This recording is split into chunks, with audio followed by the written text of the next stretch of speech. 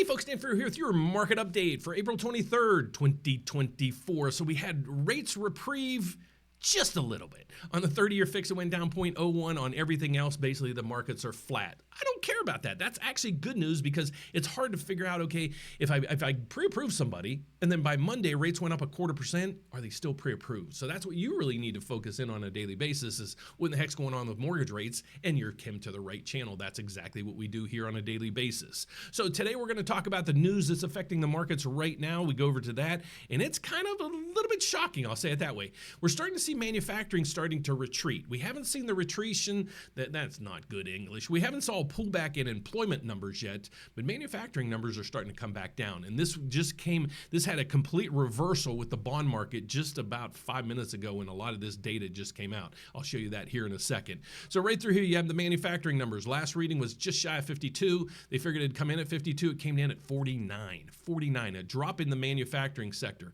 Servicing sector went from 51 to 50. Okay, that's not that big of a surprise. Here's the number. People continue to buy homes, folks. Previous reading of new home sales went from 63. It was supposed to go up just a tad to 668. It went to 693, a huge uptick. As soon as this took place, the bond market switched a little bit. So let's go over to the mainstream data, what's going on right now. You have the Dow Jones up, S&P up, NASDAQ up. That's actually good news for the economy, but let's check over to the oil prices. What's oil doing? You guys might want to say, Dan, why do you watch oil? Well, oil is a huge piece of the inflation puzzle. So we had it retrieve a little bit. Let's go back and take a deep dive into this. Look where this has been over the last, well, let's just go to the last 5 days. Look at where oil prices were. They were at about $90 a barrel. They're 81 right now. A nice reversal there. What's the markets reacting to today? Well, the company's profits keep coming in higher and higher and higher. That's good news for the economy, kind of, but it's bad news for all of us that are looking to maybe buy houses and things like that. Because why? The Federal Reserve has no reason to really pivot right now. The data was coming in really good for a while, then all of a sudden it turned. Why? Well, this is a lot what's happening. Spotify. Profits beat revenues, and everything's good there. Pepsi, revenues beats. JetBlue, it plummets a little bit, and then you go down through here. GE Aerospace profits forecast amid strong sales. You look at it, it's just sales, but Marlboro beats on sales. What's happening is companies are coming in with their earnings report, and this was a big question mark. Earnings reports keep beating. Why? How are they beating? Well, these companies are raising prices and you and I keep spending. We keep buying them. So why should these companies basically turn around and say, okay, we're going to stop prices? So this isn't me, folks. This is what's happening. If you could see, revenue beats, revenue amid price hikes beats. Aerospace, their profits are, beats. Marlboro beats. You can see that. It's not me making this stuff up. So now let's go to home prices and home inventory. So here's the inventory readings we have. A lot of people say this is farce. There's no housing inventory shortage. Well, you guys make up your mind. What I want you guys to focus in on is what is your area doing, and I'm going to give you the data to find out exactly that. But overall, here's what the markets are looking like right now. Here's inventory. Basically stagnant. I think last year, right through here, we had the bottom, June of 20, right through here. Okay, and now here's where we were. So look at just back in 2017, 18, 19, 20. There's much more of an inventory than we have today. So what's going on with prices, though? Well, go over to here, the Case-Shiller Index. Now, what you need to focus in on is some people will use data that's showing a complete reversal in house prices. But that data represents basically homes that have sold. Why did they sell? Did the people have to sell? Did they sell at a discount? Did they make so much money on their house? They're like, we really don't care. We're just going to sell it, take the first bid and get out of this thing. But if you really look at house prices nationally, here's what you're seeing. Over the last, 20 years, you have house prices. This is what they're doing. And just recently, here's where we've been too. So yes, January of 2023, here's where we are.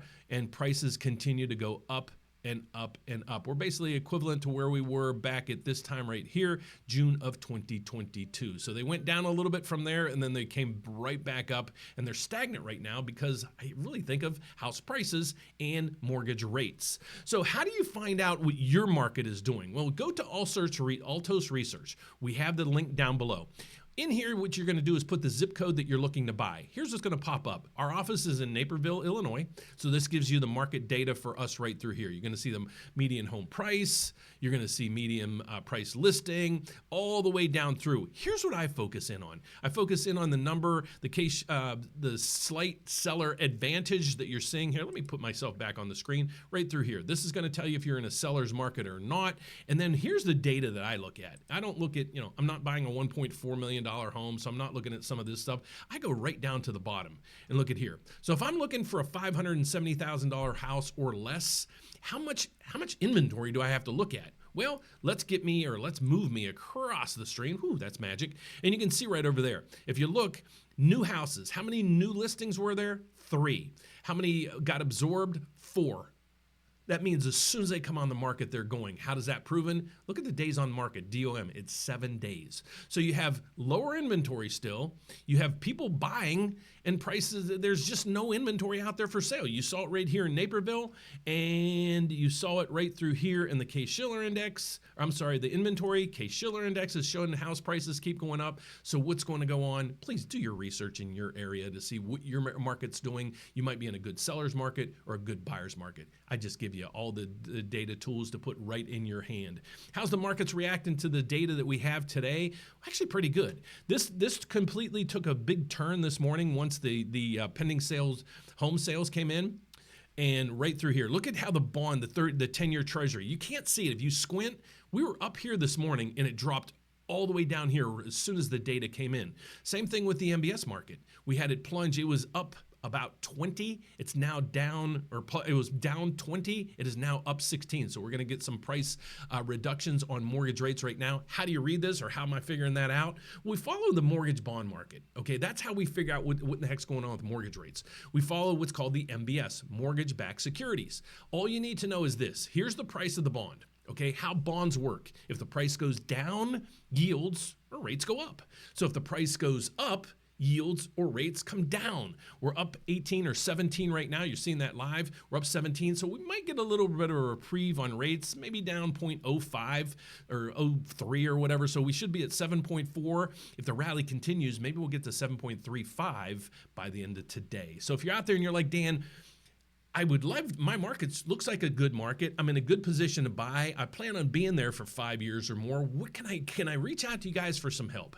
Absolutely. I'm actually a mortgage broker. I'm licensed in all 50 states as well as Puerto Rico. I'd love to help you. How do you do that? Well, 2 ways. We have 2 functions on our website. One is the grant finder. If you're out there and you're like, hey, I could use some free money right now, well, hit the grant finder. It's going to click it. You're going to fill out just some information. It's going to take you probably 2 minutes to do this to see if you're going to qualify for grants all the way up to 10 grand. Okay. But if you're out there and you're like, hey, Dan, I just need some help. I didn't qualify for any of those, but I really need you guys' help. What can I do? Well, all you need to do is click the Apply Now tab. Folks, we've been a little understaffed over the last 2 weeks because of spring break. We are full force right now. So if you haven't heard from us, you put in an application, you're waiting for that consultation call, don't wait anymore. Just call us. We'd love to help and work with you today. So how do you do that? We'll just go to the bottom of the rateupdate.com website. And you're going to find our phone number as well as our email address. So please give us a call at 844-775-5626. If you put in your application or not, or you're trying to wait for a consultation, don't wait a week or 2 for that consultation, guys. Please just give us a call or email me directly at dan@therateupdate.com. Thanks so much for watching, guys. God bless. I hope you learned something about the values in your area. That's all that really is concerned.